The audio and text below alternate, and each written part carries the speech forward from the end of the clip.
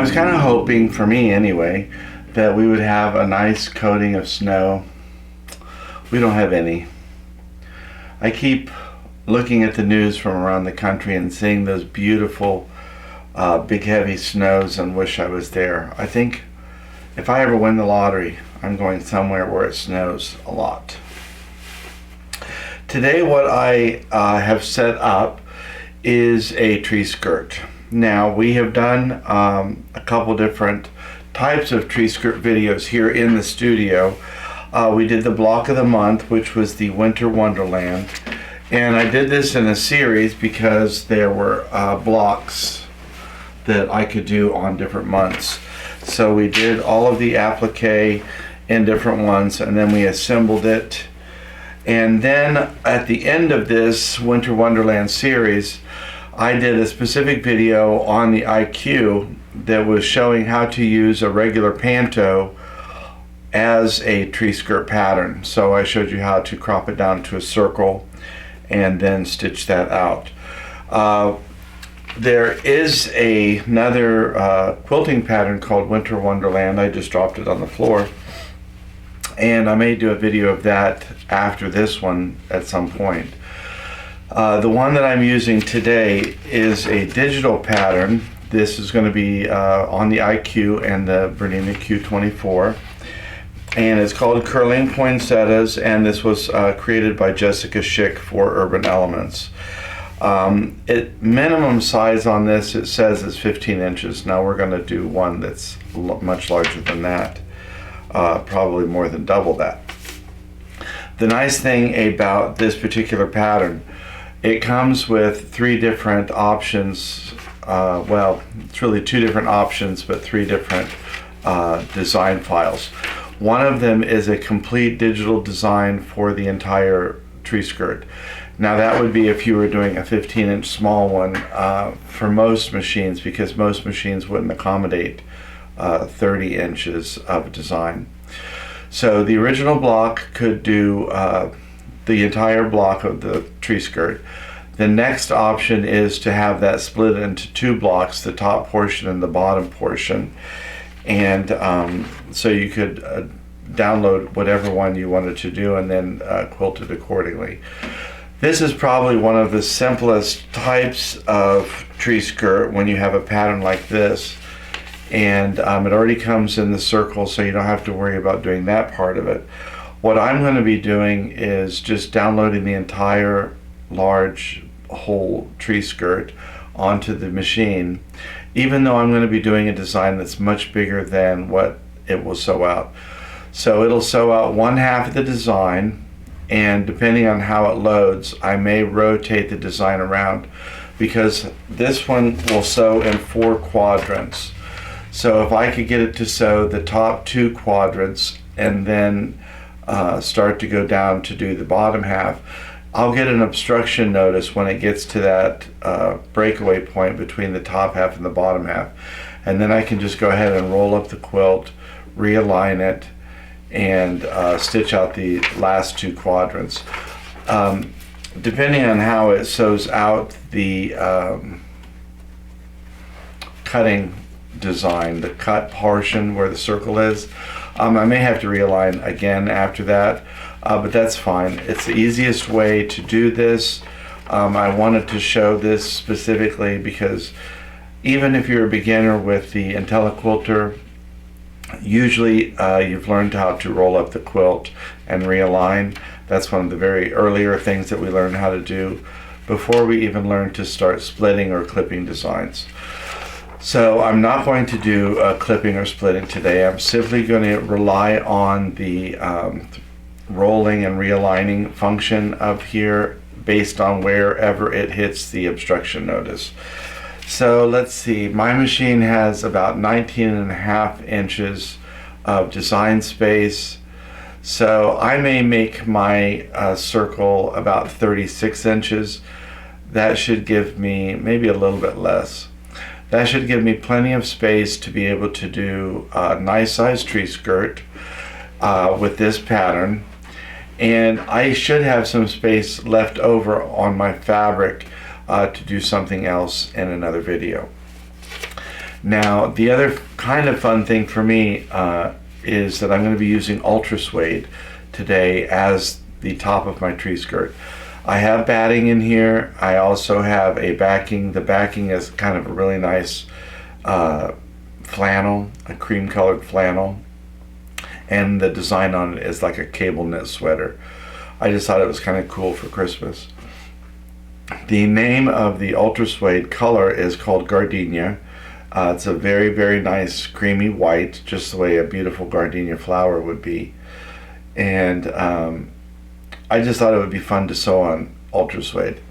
In my mind, ultrasuede was always something very delicate and finicky, and you had to be very careful with it. And I think in actuality, it's pretty durable fabric. It's completely machine washable because it's synthetic, and it dries really nicely too without, you know, an incredible amount of shrinking or anything.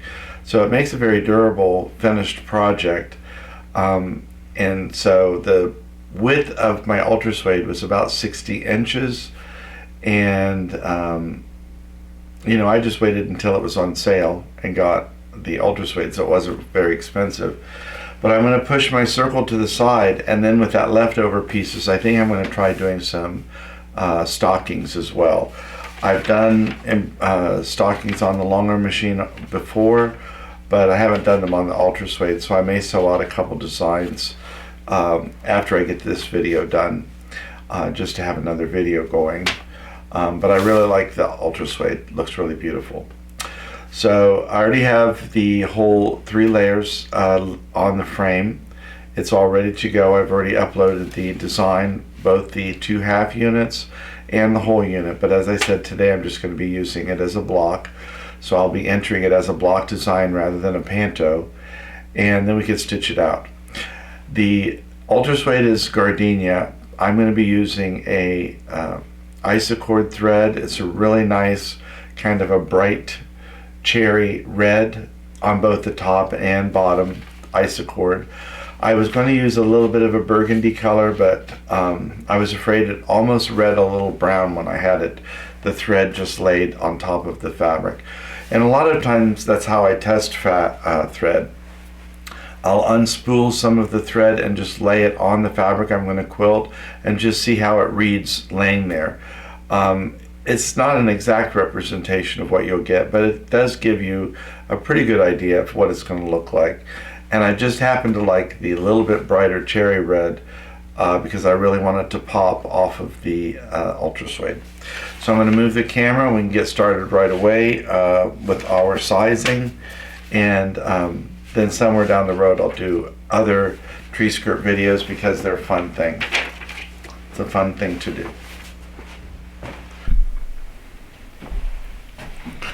I'm going to go ahead and program my tree skirt. I believe I'm going to do 35 inches square.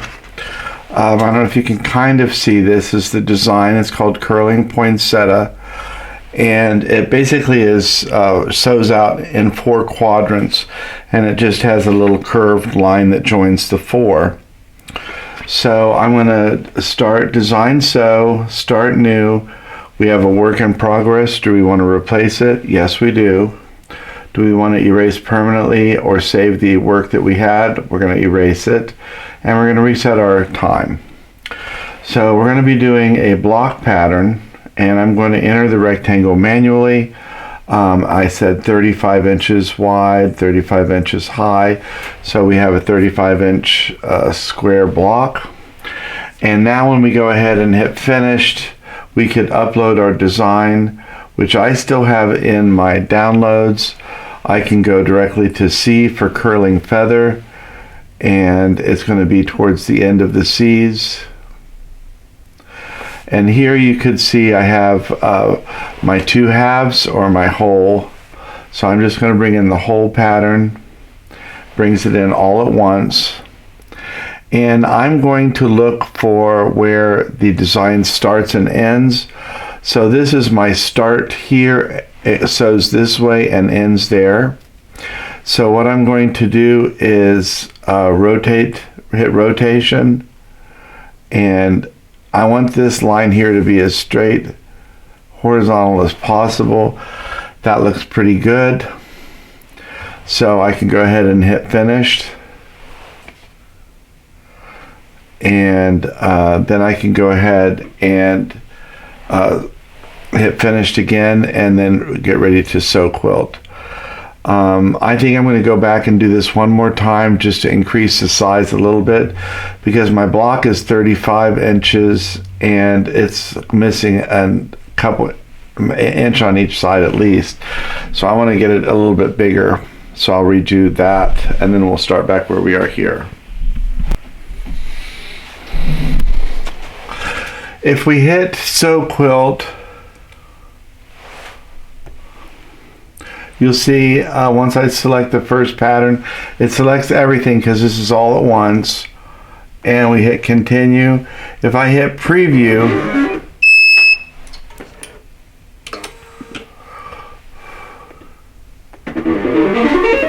I can go ahead and see how it would actually start sewing out. So I can see that it's actually going to do these first two circles first. And I could either let it do that just to see how it sews out and where I'm going to get my first obstruction. And I could go ahead and realign it and let it do as a practice mode, or I could just go ahead and hit restart and actually restart it here at the start one position and let it sew out my center and worry about the circle at the end, which is probably exactly what I'm going to do. Let it fill out the whole design. Then I have more markings on the fabric to realign to on both the top and bottom of the quilt when that's finished, and I can get my circle complete. So I'm going to go ahead and do that, but I'm still in preview mode, so I'm going to go ahead and get out of that.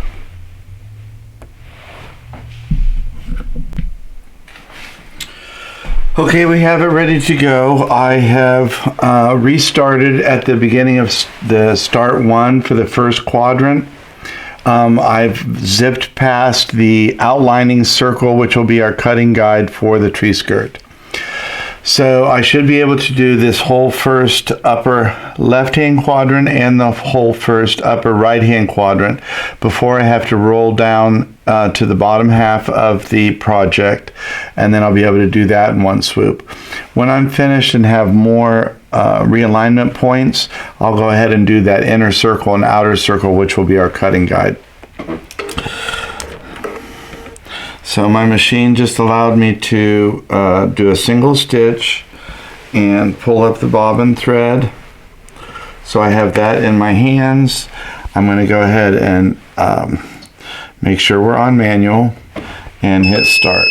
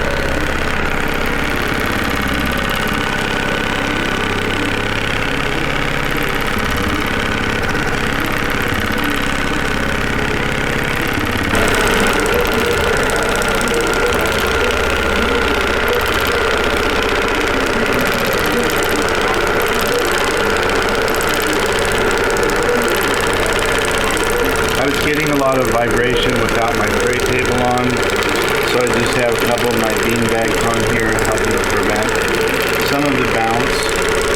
I've just laid them where the design was already sewn, and I know it's not going to sew over that same spot.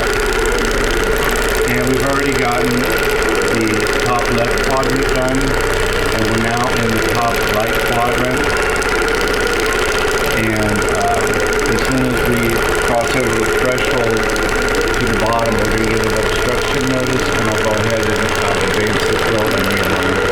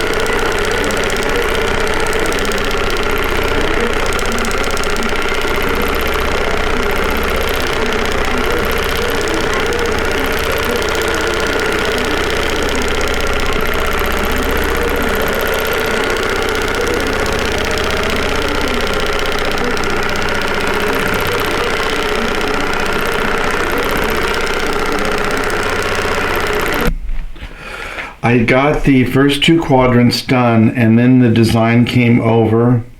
This is going to be where the cut line is for the tree skirt, and it did the top half of this circle, and then I got my obstruction notice. So I hit the restart button and went back to this inside circle and stitched that out as well. So now these two portions of the inner circle are done.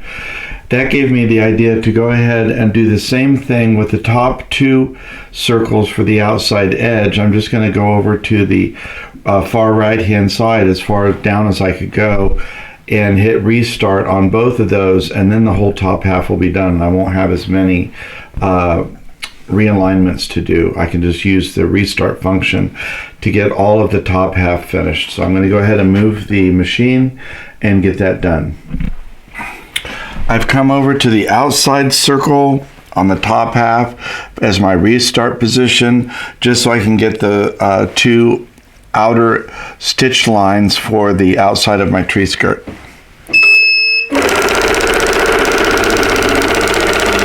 I'm just going to be ready to hit the pause button in case the machine does anything I'm not expecting.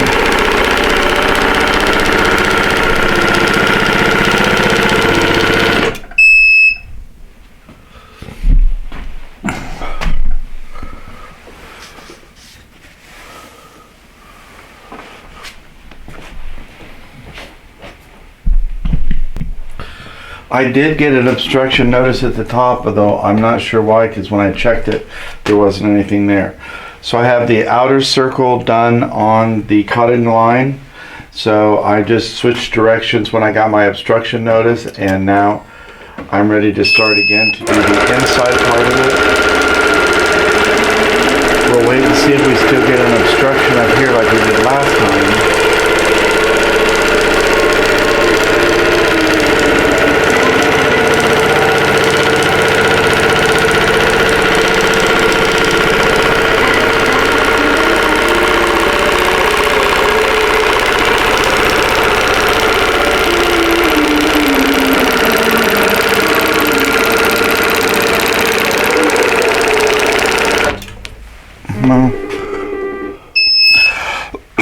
This is my cut line, which I guess I can go ahead and do.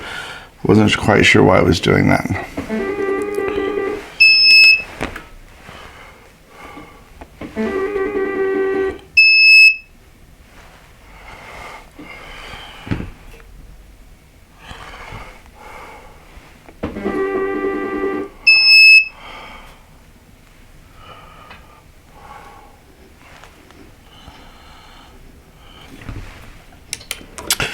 saying I'm getting an obstruction there. It may be too far forward. Maybe it's the back. So I'm going to go ahead and realign at this point, and then we'll do the other half, the bottom half of this, and the two circles.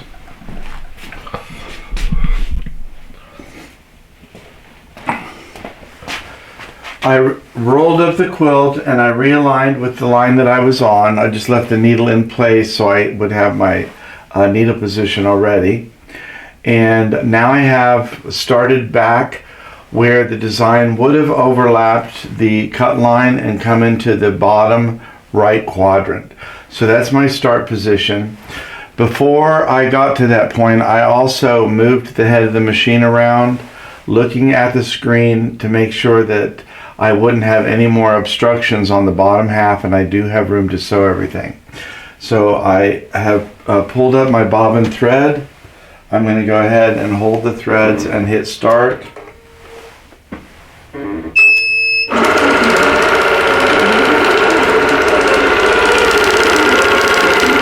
So now I should be able to do all of the bottom quadrant. I will have to restart just to do the bottom half of my inner circle and the bottom half of my outer circle, which are my cut lines for the tree skirt. But in doing the restart function, I won't have to realign as many times. So I should be able to do the whole rest of this in one swoop without realigning anymore, just using restart. Also,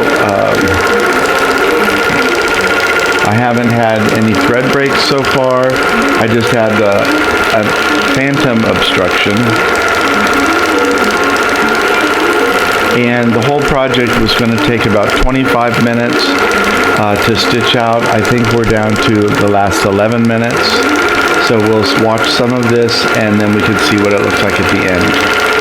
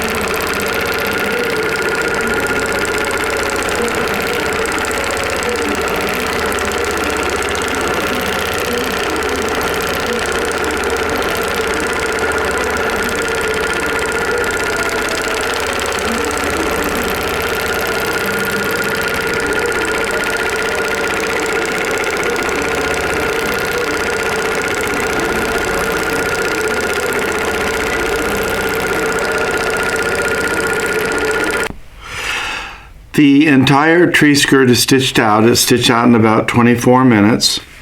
I only had to roll up the quilt one time to get to the bottom half.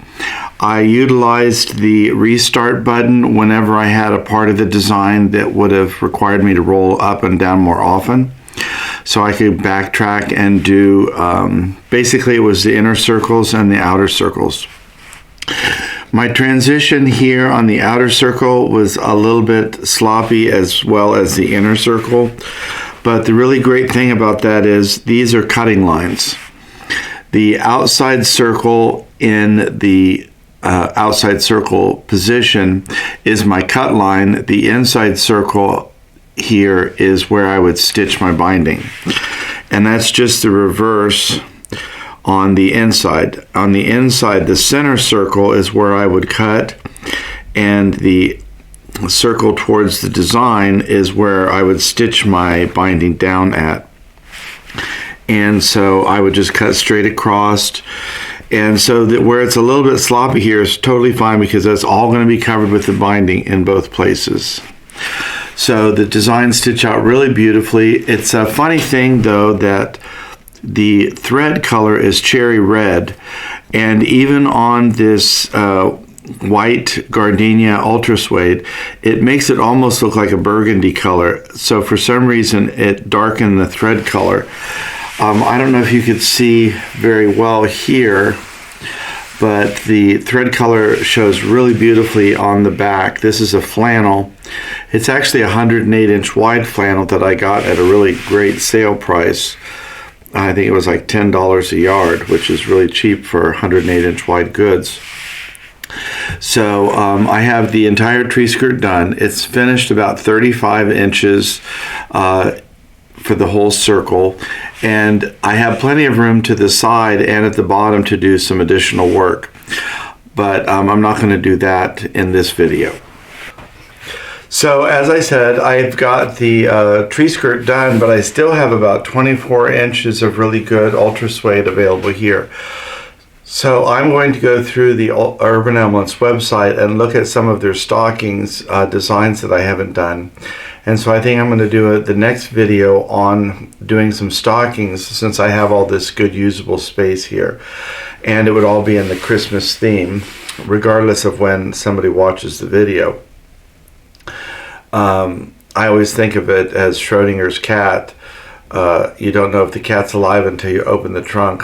And it's the same, we never know what holiday it is until somebody views this the video clip. So it could be Christmas all year round. But that's going to be it for today. I want to thank you for spending some time with me here in the studio. As I said, this was one of the easiest types of Christmas tree skirt to stitch out, because it's already formatted as a circle. It's also doable to take any of the pantos and do a design, and I did that in the Winter Wonderland quilting on the tree skirt previously. I quilted it with a regular winter panto, but I made it into a circular design using the software in the IQ. So we have additional tree skirts, and I'll probably do some of those later. When I was buying the ultrasuede, I bought it in a couple different colors. It was really nice to stitch out, so we'll be seeing the ultrasuede again. One of the things that I think I might try is using 2 threads the next time. In a previous video, I did 2 different color threads through the machine, and it gave a much bolder look to the design. It also kind of is a way to fudge the color or value of a thread. Because you're kind of blending the two on the project, you get a mix of color or value depending on what thread colors you use. Sometimes we don't have exactly the right color thread or value thread, and that's a little way of cheating by using 2 threads and letting it twist through the machine. On the same token, sometimes we don't have the same weight thread that we want to use, and by using 2 40 weight threads together, you get a different weight. Probably be something close to a 20 weight, I would imagine, since it works in reverse. But so I may try that on the Christmas tree stocking just to see what colors we come up with and look, but it would give you a bolder look. I also could have tried using the 16 weight thread that I've used before. That's called spaghetti, but I've never used that on the ultrasuede, so I try and limit my experiments to 1 at a time so they don't blow up twice as bad in my face. Anyway, thank you for stopping by the studio today. We look forward to seeing you again next time. Until then, take care of yourself and take care of each other.